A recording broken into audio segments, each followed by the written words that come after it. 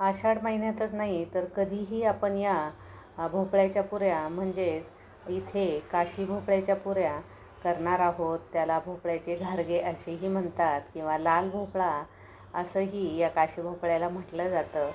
आणि हा सहज बाजारात वर्षभर आपल्याला कुठेही उपलब्ध होऊ शकतो. त्यामुळे अशा पौष्टिक पुऱ्या या तुम्ही प्रवासात किंवा मुलांना शाळेच्या डब्यातसुद्धा देऊ शकता.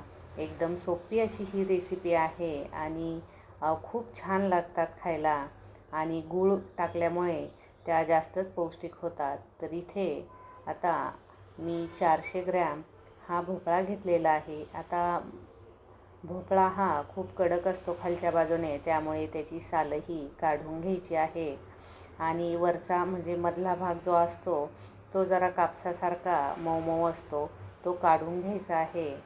कारण मग काय होतं, हा भाग काढून टाकला आणि तसाच फ्रीजमध्ये जरी आपण ठेवला समजा भोपळा, तरी पण 8 ते 10 दिवस सहज टिकतो. आणि जर न काढता तुम्ही जर फ्रीजमध्ये ठेवला तर लगेच खराब होतो, त्याला पाणी सुटलं जातं आणि मग सगळा भोपळा आपल्याला टाकून द्यावा लागतो. त्यामुळे भोपळा हा व्यवस्थित क्लीन करूनच जर तुम्हाला फ्रीजमध्ये ठेवायचा असेल तर ठेवू शकता. म्हणजे भोपळा हा आपला 8 ते 10 दिवस सहज टिकतो. तर इथे मी सर्व भोपळा हा त्याच्या फोडी करून घेतलेल्या आहेत. मोठ्या मोठ्या फोडी केल्या तरी पण चालू शकतो, कारण आपल्याला हा भोपळा कुकरमध्ये एकदम मऊ असा शिजवून घ्यायचा आहे. हे पहा, याप्रमाणे जो कडक भाग जो आहे खालचा तो आपल्याला कट करून घ्यायचा आहे. त्यानंतर आपल्याला 2 पाण्यामध्ये स्वच्छ असा हा भोपळा धुवून घ्यायचा आहे, म्हणजे त्यावरची धूळ वगैरे जी असेल तर ती निघून जाईल. आणि आता इथे मी 400 ग्रॅम भोपळा जर घेतलेला असेल तर 200 ग्रॅम गूळ आपल्याला इथे घालायचा आहे. तर इथे मी गूळही घातलेला आहे, बारीक करून घेतलेला आहे गूळ, म्हणजे चिरून घेतलेला आहे. आणि कुकरमध्ये पाणी घालून हा डबा आपल्याला तसाच ठेवायचा आहे, डब्यामध्ये पाणी घालायचं नाही. आणि काय करायचं, 3 शिट्ट्या फुल गॅसवर घ्यायच्या आहेत आणि 2 शिट्ट्या मीडियम गॅसवर, म्हणजे व्यवस्थित असा हा भोपळा आपला मऊसर असा शिजला जातो आणि व्यवस्थित आपल्याला यामध्ये पीठ घालून व्यवस्थित गोळा तयार करता येतो. म्हणून हा अजिबात कडक ठेवायचा नाही आहे. एकदम मॅशरच्या साहाय्याने किंवा तुम्ही मिक्सरमध्ये किंवा आपली पुरणाची जी चाळणी असते त्यामध्ये तुम्ही सुद्धा यामध्ये रगडून असं घेऊ शकता, की जेणेकरून मिश्रण हे एकसंध असं तयार झालं पाहिजे. हे पहा, या पद्धतीने मी मॅशरच्या साहाय्यानेच हे मिक्स करून घेणार आहे. इथे तुम्ही पाहू शकता याप्रमाणे त्याचा आता रंग झालेला आहे. आणि त्यामध्ये आवडीनुसार आपल्याला जायफळ किसून घालायचं आहे. आता इथे थोडीशी सुंठ आणि बडीशोप घातली तरी पण चालू शकतं, पण मी फक्त इथे जायफळच किसलेलं आहे. आणि त्यामध्ये घालायचा आहे चिमूटभर पिवळा रंग किंवा थोडीशी हळद घातली तरी पण चालू शकतं. आणि त्यानंतर घालायचे चवीनुसार मीठ. हे आता सर्व व्यवस्थित असं मिक्स करून घ्यायचं आहे. आता भोपळ्याचे घारगे हे व्यवस्थित मऊ असे होण्यासाठी आपल्याला इथे 3 चमचे पातळ तूप करून घ्यायचं आहे. ते या मिश्रणामध्ये घालून घ्यायचं आहे, म्हणजे आपले भोपळ्याचे जे घारगे आहेत, पुऱ्या आहेत, त्या खूप मऊसर अशा होतात, अजिबात वातट होत नाही. आता ज्यामध्ये तुम्हाला हे कणिक भिजवून घ्यायचं आहे त्यामध्ये हे सर्व मिश्रण घालून घ्यायचं आहे. आणि आता यामध्ये आपल्याला सुरुवातीला घालायचं आहे.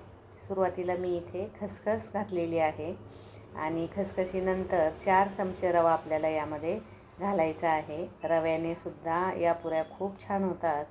आणि लागेल तसं, म्हणजे जेवढं या मिश्रणामध्ये कणिक बसेल, गव्हाचं पीठ बसेल तेवढंच यामध्ये घालायचं आहे. खूप घट्ट करायचं नाही आणि खूप पातळही करायचं नाही. आता यामध्ये जवळजवळ मला 3 वाट्या हे कणिक लागलेलं आहे. हळूहळू घालायचं आहे, एकदम अजिबात घालायचं नाही. आणि आपण या मिश्रणामध्येच मोहन घातलेलं आहे, त्यामुळे या खूप खुसखुशीत अशा या पुऱ्या भोपळ्याचे घारगे तयार होतात. तुम्ही करून पहा नक्की एकदा. आता इथे हाताने व्यवस्थित असं हे पीठ आपल्याला भिजवून घ्यायचं आहे. इथे तुम्ही पाहू शकता. आणि हे जे घारगे आहे ते करायला अजिबात वेळ लागत नाही. एकदा हे कणिक मळलं की लगेचही आपण या पुऱ्या तयार करू शकतो. आता तुम्ही इथे पाहू शकता हे पीठ मी या पद्धतीने मळून घेत आहे. खूप मस्त अशा या पुऱ्या टम्म फुगल्याही जातात आणि रंगही त्याचा थोडासा पण इथे कलरचा वापर केल्यामुळे त्याचा रंगही खूप सुरेख येतो आणि खूप छानही दिसायला त्या दिसतात. मुलं जर लाल भोपळा खात नसतील, कारण या भोपळ्यामध्ये B12चं खूप प्रमाण असतं, त्याच्यामुळे हा आहारात तर पाहिजेच असतो. तर इथे याप्रमाणे मी हे कणिक भिजवून घेतलेलं आहे आणि हे मी अगदी 10 मिनिटच भिजत ठेवणार आहे. त्यावर एक झाकण ठेवायचं आहे आणि त्यानंतर आपल्याला हव्या तशा थोडंसं पीठ लावून जरी या पुऱ्या लाटल्या तरी पण चालू शकतं आणि वरून थोडीशी खसखस जरी लावली तरी पण चालू शकतं. तुमच्याकडे जरी खसखस नसेल तरी पण प्लेन जरी तुम्ही या पुऱ्या बनवल्या तरी पण खूप छान लागतात चवीला.